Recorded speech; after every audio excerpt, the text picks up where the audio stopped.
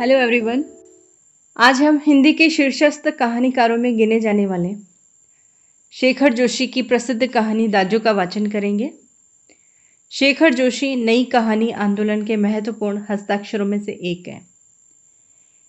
इन्होंने अपने युगीन जीवन को जिन परिप्रेक्ष्यों में देखा है उसे अपनी कहानियों के माध्यम से व्यक्त किया है।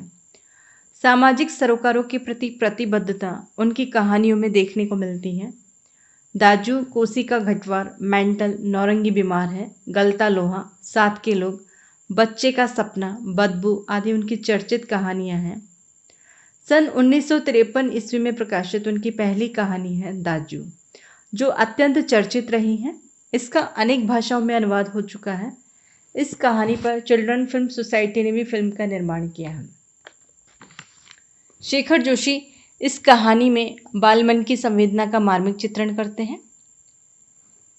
इस कहानी के माध्यम से शेखर जोशी ने यह बताने का प्रयास किया है कि जब व्यक्ति गांव या पहाड़ों से काम करने के लिए शहर या महानगरीय परिवेश में आता है तो धीरे धीरे वह किस प्रकार अपनी परंपराओं, संस्कृति, मानवीय मूल्यों एवं संवेदनाओं से दूर होता चला जाता है। ये कहानी बताती है कि व्यक्ति जब भी अपने लोगों से दूर किसी अनजान नई जगह जाता है तो उसे अपने पैर टिकाने के लिए सहारे की आवश्यकता होती है। यह सहारा किसी भी रूप में हो सकता है। उस वक्त व्यक्ति के लिए वर्ग, धर्म, जाति, आर्थिक स्थिति इनका अंतर कोई मायने नहीं रखता, क्योंकि उस वक्त उसे अपनत्व की, आत्मीयता की तलाश होती है। वह चाहे कहीं से भी मिले, कैसे भी मिले और किसी भी रूप में मिले। लेकिन जब उसकी पहचान बनने लगती है, उसका सामाजिक दायरा बढ़ जाता है और वह अपने आप को सफल महसूस करने लगता है, तब वे ही लोग जिन्होंने कभी उसे सहारा दिया था, उसके अकेलेपन को दूर किया था, बिना किसी स्वार्थ के अपने निर्मल स्नेह से उसे सराबोर कर दिया था, अब वे उसे अपने स्तर के नहीं लगते। वह किसी भी कीमत पर उनसे पीछा छुड़ाना चाहता है, उन्हें अपने से काटकर अलग कर देना चाहता है। फिर चाहे सामने वाले की भावनाएं इससे कितनी ही आहत क्यों न हो, उसके कोमल मन को यदि चोट पहुंचे तो पहुंचती रहे, इसकी परवाह नहीं होती। लेखक इसी बात को इस कहानी के माध्यम से प्रकट करता है। कहानी में दो पात्र हैं, जगदीश बाबू और मदन। जगदीश बाबू नए नए शहर में आए हैं। एक कैफे में प्रवेश करने पर उनकी मुलाकात उनके ही समीपवर्ती गांव के निवासी मदन से होती है, जो उस कैफे में बॉय का काम करता है। नए शहर में अकेलेपन का अनुभव कर रहे जगदीश बाबू मदन से मेलजोल बढ़ाते हैं और मदन को भी लगता है कि जगदीश बाबू के रूप में उसे बड़ा भाई मिल गया है। वह भी उन्हें दाजू कहकर संबोधित करता है। लेकिन जैसे जैसे जगदीश बाबू की पहचान शहर के अन्य लोगों से होती चली जाती है, वैसे वैसे उन्हें मदन का दाजू कहना खटकने लगता है, क्योंकि जगदीश बाबू मध्यम वर्गीय नौकरी पेशा व्यक्ति हैं और मदन चूंकि बाल मजदूर हैं। दोनों की आर्थिक और सामाजिक स्थिति में काफ़ी अंतर है। अब जगदीश को मदन के दाजू कहने पर शर्मिंदगी का अनुभव होता है और एक दिन वह मदन को इस बात के लिए बुरी तरह झिड़क देता है। मदन एकाएक जगदीश बाबू के व्यवहार में आए इस परिवर्तन को नहीं समझ पाता, लेकिन उसके कोमल मन पर गहरी चोट लगती है। वह जिसे बड़ा भाई मानता था, उसका ये अनपेक्षित व्यवहार मदन को सहन नहीं हो पाता। वह अपनी कोठरी में जाकर खूब रोता है, लेकिन वह जीवन की जो सच्चाई है उसको समझ जाता है और अपने आप को जगदीश बाबू से दूर कर लेता है। इस कहानी के बारे में शेखर जोशी स्वयं लिखते हैं।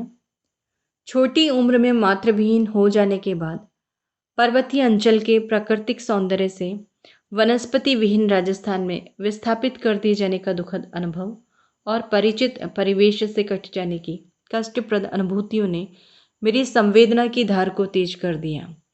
समझ विकसित होने पर अपने निजी अनुभवों को सामाजिक परिप्रेक्ष्य में देखने की प्रक्रिया आरंभ होने पर दाजू कहानी लिखी तो उसका नायक मेरा प्रतिरूप था। सामाजिक यथार्थ ने उसे एहसास करा दिया था कि आत्मीय संबंधों के मूल में भी वर्ग स्वार्थ होते हैं जो मानवीय संबंधों में दरार डाल देते हैं। तो चलिए अब हम कहानी शुरू करते हैं। चौक से निकलकर बाईं ओर जो बड़े साइन बोर्ड वाला छोटा कैफे है, वहीं जगदीश बाबू ने उसे पहली बार देखा था। गोरा चिट्ठा रंग, नीली शफाक आंखें, सुनहरे बाल और चाल में एक अनोखी मस्ती, पर शिथिलता नहीं। कमल के पत्ते पर फिसली हुई पानी की बूंद की सी फुर्ती। आंखों की चंचलता देखकर उसकी उम्र का अनुमान केवल 9-10 वर्ष ही लगाया जा सकता था, और शायद यही उम्र उसकी रही होगी। अधजली सिगरेट का एक लंबा कश खींचते हुए जब जगदीश बाबू ने कैफे में प्रवेश किया, तो वह एक मेज पर से प्लेटें उठा रहा था, और जब वे पास ही कोने की टेबल पर बैठे तो वह सामने था, मानो घंटों से उनकी उस स्थान पर आने वाले व्यक्ति की प्रतीक्षा कर रहा हो। वह कुछ बोला नहीं, हाँ, नम्रता प्रदर्शन के लिए थोड़ा झुका और मुस्कुराया भर था, पर उसके इसी मौन में जैसे सारा मीनू समाहित था। सिंगल चाय का ऑर्डर पाने पर वह एक बार पुनः मुस्कुराकर चल दिया, और पलक मारते ही चाय हाजिर थी। मनुष्य की भावनाएं बड़ी विचित्र होती हैं।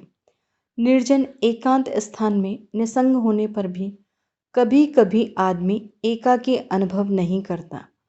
लगता है इस एकाकीपन में भी सब कुछ कितना निकट है, कितना अपना है, परंतु इसके विपरीत कभी कभी सैकड़ों नर नारियों के बीच जनरव में वातावरण में रहकर भी सूनेपन की अनुभूति होती है। लगता है जो कुछ है वह पराया है, कितना अपनत्वहीन, पर यह अकारण ही नहीं होता। इस एकाकीपन की अनुभूति, इस अलगाव की जड़ें होती हैं बिछोह या विरक्ति की किसी कथा के मूल में। जगदीश बाबू दूर देश से आए हैं, अकेले हैं। चौक की चहल पहल, कैफे के शोरगुल में उन्हें लगता है सब कुछ अपनत्वहीन है। शायद कुछ दिनों रहकर अभ्यस्त हो जाने पर उन्हें इसी वातावरण में अपनेपन की अनुभूति होने लगे, पर आज तो लगता है यह अपना नहीं, अपनेपन की सीमा से दूर कितना दूर है। और तब उन्हें अनायास ही याद आने लगते हैं अपने गांव पड़ोस के आदमी, स्कूल कॉलेज के छोकरे, अपने निकट शहर के कैफे होटल। चाय साहब, जगदीश बाबू ने राखदानी में सिगरेट झाड़ी। उन्हें लगा इन शब्दों की ध्वनि में वही कुछ है जिसकी रिक्तता उन्हें अनुभव हो रही है, और उन्होंने अपनी शंका का समाधान कर लिया। क्या नाम है तुम्हारा? मदन। अच्छा मदन, तुम कहाँ के रहने वाले हो? पहाड़ का हूँ बाबूजी। पहाड़ तो सैकड़ों हैं। आबू, दार्जिलिंग, मंसूरी, शिमला, अल्मोड़ा। तुम्हारा गांव किस पहाड़ में है? इस बार शायद उसे पहाड़ और जिले का भेद मालूम हो गया। मुस्कुराकर बोला, अल्मोड़ा साहब, अल्मोड़ा। अल्मोड़ा में कौन सा गांव है? विशेष जानने की गरज से जगदीश बाबू ने पूछा। इस प्रश्न ने संकोच में डाल दिया। शायद अपने गांव की निराली संज्ञा के कारण उसे संकोच हुआ था। इस कारण टालता हुआ सा बोला, वह तो दूर है साहब, अल्मोड़ा से 15-20 मील होगा। फिर भी नाम तो कुछ होगा ही, जगदीश बाबू ने जोर देकर पूछा। डोट्यालगो, वह सकुचाता हुआ सा बोला। जगदीश बाबू के चेहरे पर पुती हुई एकाकीपन की स्याही दूर हो गई, और जब उन्होंने मुस्कुराकर मदन को बताया कि वे भी उसके निकटवर्ती गांव के रहने वाले हैं, तो लगा जैसे प्रसन्नता के कारण अभी मदन के हाथ से ट्रे गिर पड़ेगी। उसके मुंह से शब्द निकलना चाहकर भी न निकल सके। खोया खोया सा वह मानो अपने अतीत को फिर लौट लौट कर देखने का प्रयत्न कर रहा हो। अतीत, गांव, ऊंची पहाड़ियां, नदी, ईजा, बाबा, दादी, भूली, दाजू। मदन को जगदीश बाबू के रूप में किसकी छाया निकट जान पड़ी? ईजा नहीं, बाबा नहीं, दीदी नहीं, भूली नहीं, दाजू, हाँ दाजू। दाजू यानी बड़ा भाई। 2-4 ही दिनों में मदन और जगदीश बाबू के बीच की अजनबीपन की खाई दूर हो गई। टेबल पर बैठते ही मदन का स्वर सुनाई देता, दाजू जय हिंद। दाजू आज तो ठंड बहुत है। दाजू क्या यहाँ भी हिम पड़ेगा? दाजू आपने तो कल बहुत थोड़ा खाना खाया। तभी किसी और से बॉय की आवाज़ पड़ती और मदन उस आवाज़ की प्रतिध्वनि के पहुंचने से पहले ही वहां पहुंच जाता। ऑर्डर लेकर फिर जाते जाते जगदीश बाबू से पूछता, दाजू कोई चीज़?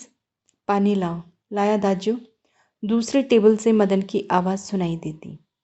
मदन दाजू शब्द को उतनी ही आतुरता और लगन से दोहराता जितनी आतुरता से बहुत दिनों के बाद मिलने पर माँ अपने बेटे को चूमती है। कुछ दिनों बाद जगदीश बाबू का एकाकीपन दूर हो गया। उन्हें अब चौक कैफे नहीं, सारा शहर ही अपनेपन के रंग में रंगा हुआ सा लगने लगा। परंतु अब उन्हें ये बार बार दाजू कहलाना अच्छा नहीं लगता और यह मदन था कि दूसरी टेबल से भी दाजू। मदन इधर आओ। आया दाजू। दाजू शब्द की आवृत्ति पर जगदीश बाबू के मध्यम वर्गीय संस्कार जाग उठे। अपनत्व की पतली डोर अहम की तेज धार के आगे टिक न सकी। दाजू चाय लाऊं? चाय नहीं, लेकिन ये दाजू दाजू क्या चिल्लाते रहते हो दिन रात? किसी की प्रेस्टीज का ख्याल भी नहीं है तुम्हें? जगदीश बाबू का मुंह क्रोध के कारण तमतमा गया। शब्दों पर अधिकार नहीं रह सका। मदन प्रेस्टीज का अर्थ समझ सकेगा या नहीं, यह भी उन्हें ध्यान नहीं रहा, पर मदन बिना समझाए ही सब कुछ समझ गया था। जिसने इस कच्ची उम्र में ही दुनिया को समझने की हिम्मत कर ली हो, वह क्या एक क्षुद्र शब्द का अर्थ भी नहीं समझ सकेगा? मदन को जगदीश बाबू के व्यवहार से गहरी चोट लगी। मैनेजर से सिरदर्द का बहाना कर वह घुटनों में सर्दे कोठरियों में सिसक सिसक कर रोता रहा। घर गांव से दूर ऐसी परिस्थिति में मदन का जगदीश बाबू के प्रति आत्मीयता प्रदर्शन स्वाभाविक ही था।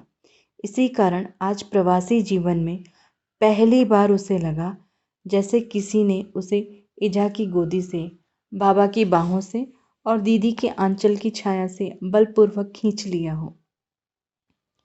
परंतु भावुकता स्थायी नहीं होती। रो लेने पर, अंतर की घुमड़ती वेदना को आंखों की राह बाहर निकाल लेने पर मनुष्य जो भी निश्चय करता है वे भावुक क्षणों की अपेक्षा अधिक विवेकपूर्ण होते हैं। मदन पूर्ववत काम करने लगा। दूसरे दिन कैफे जाते हुए अचानक ही जगदीश बाबू की भेंट बचपन के सहपाठी हेमंत से हो गई। कैफे में पहुंचकर जगदीश बाबू ने इशारे से मदन को बुलाया, परंतु उन्हें लगा जैसे वह उनसे दूर दूर रहने का प्रयत्न कर रहा हो। दूसरी बार बुलाने पर ही मदन आया। आज उसके मुंह पर वह मुस्कान न थी और न ही उसने क्या लाऊं दाजू कहा। स्वयं जगदीश बाबू को ही कहना पड़ा, 2 चाय 2 ऑमलेट, परंतु तब भी लाया दाजू की अपेक्षा लाया साहब कहकर वह चल दिया। मानो दोनों अपरिचित हों। शायद पहाड़ियाँ हैं, हेमंत ने अनुमान लगाकर पूछा। हाँ, रूखा सा उत्तर दे दिया जगदीश बाबू ने और वार्तालाप का विषय ही बदल दिया। मदन चाय ले आया था। क्या नाम है तुम्हारा लड़के? हेमंत ने एहसान चढ़ाने की गरज से पूछा। कुछ क्षणों के लिए टेबल पर गंभीर मौन छा गया। जगदीश बाबू की आंखें चाय की प्याली पर ही झुकी रह गई। मदन की आंखों के सामने विगत स्मृतियां घूमने लगी। जगदीश बाबू का एक दिन ऐसे ही नाम पूछना, फिर दाजू आपने तो कल थोड़ा ही खाया, और एक दिन किसी की प्रेस्टीज का ख्याल नहीं रहता तुम्हें? जगदीश बाबू ने आंखें उठाकर मदन की ओर देखा। उन्हें लगा जैसे अभी वह ज्वालामुखी सा फूट पड़ेगा। हेमंत ने आग्रह के स्वर में दोहराया, क्या नाम है तुम्हारा? बॉय कहते हैं साहब मुझे। संक्षिप्त सा उत्तर देकर वह मुड़ गया। आवेश में उसका चेहरा लाल होकर और भी अधिक सुंदर हो गया था।